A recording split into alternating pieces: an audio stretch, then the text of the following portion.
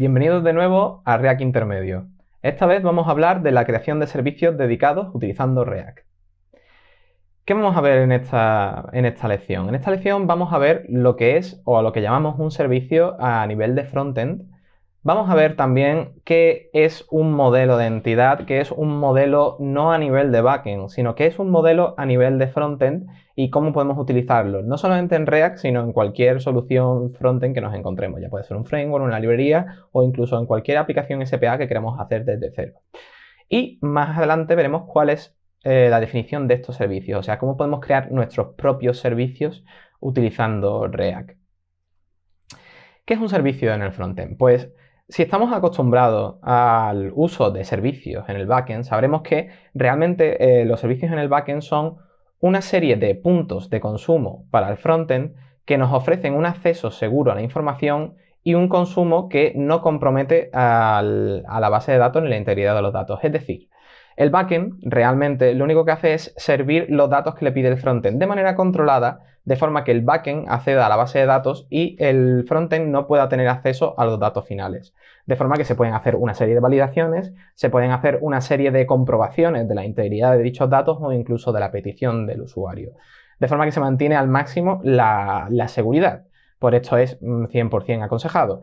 Además, la información, en el caso de un servicio backend, viaja en un formato estructurado, es decir, viaja o bien en JSON o en XML, en algunos casos incluso en HTML directamente.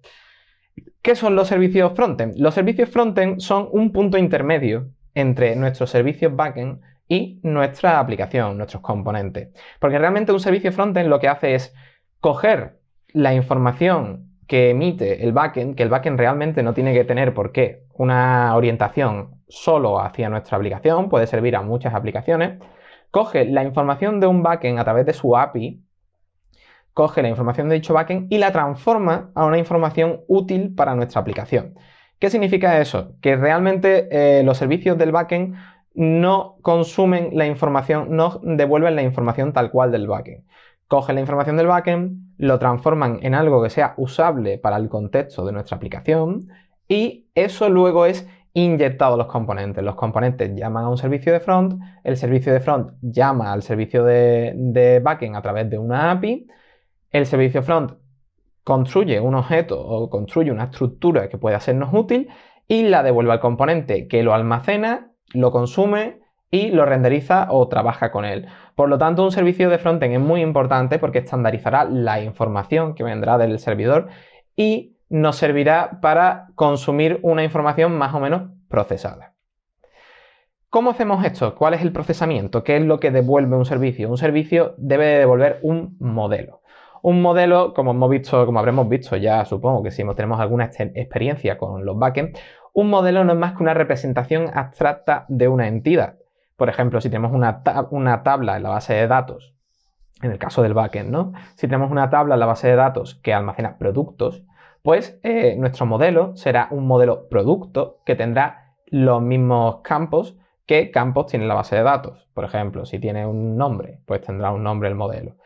En el caso del frontend, los modelos varían, porque un modelo en el frontend no tiene por qué ser una abstracción de una entidad en la base de datos, ni por qué ser una abstracción de una entidad en el backend.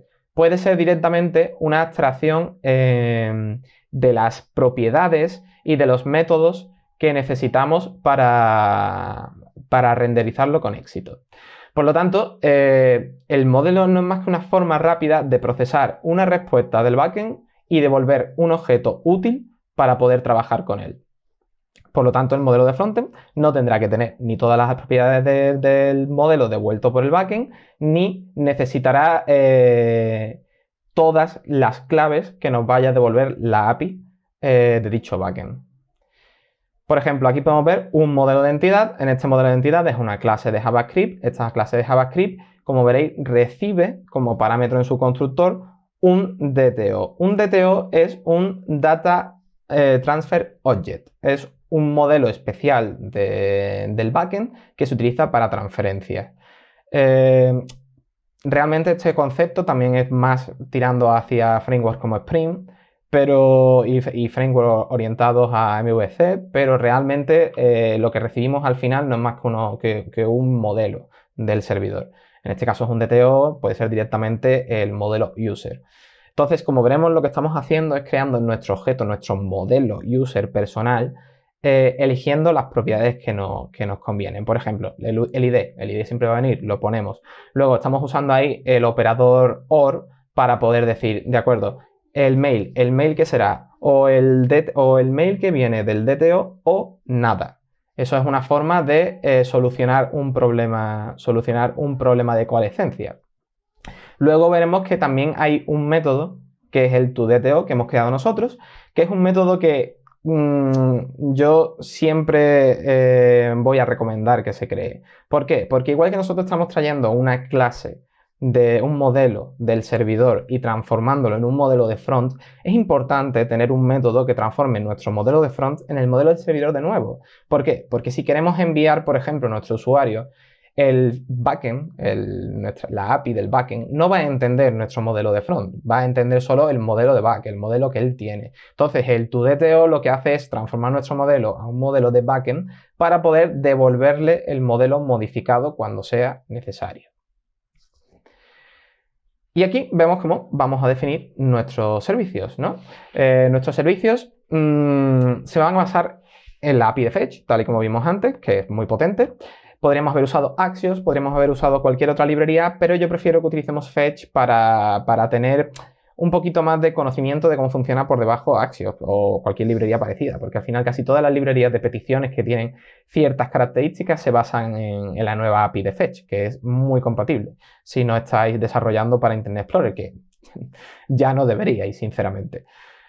Aquí podemos ver cómo realmente un servicio no es más que un wrapper, ¿no? Un contenedor de una llamada a fetch, pero en la que podemos hacer varias transformaciones. Por ejemplo, aquí podemos pasarle los parámetros directamente como un objeto y para clave del objeto crear nosotros unos parámetros de URL que luego se lo podremos inyectar como el formato que él quiere, que es un formato plano, como string.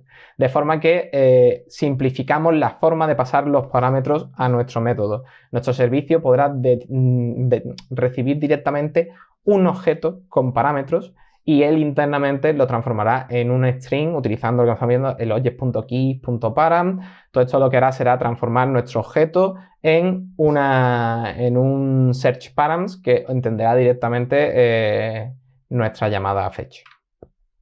Aquí podemos ver, por ejemplo, nuestro ejemplo para el post, ¿no? Para la petición post, nosotros lo que estamos haciendo es lo mismo. Vamos a coger fetch, vamos a poner el método post, vamos a hacer una buena mejora que es siempre y cuando llamemos siempre a la misma API URL, porque son el mismo servicio, vamos a poner siempre la misma API URL y el endpoint, de forma que podemos enviar directamente el endpoint. Y luego el body, aquí otra ventaja que tenemos es que ya podemos pasarlo también en JSON, porque automáticamente nuestro servicio hará un stringify del body, de forma que ya podemos olvidarnos de tener que hacer la transformación a string de nuestro body y directamente pasárselo a nuestro método, a nuestro servicio.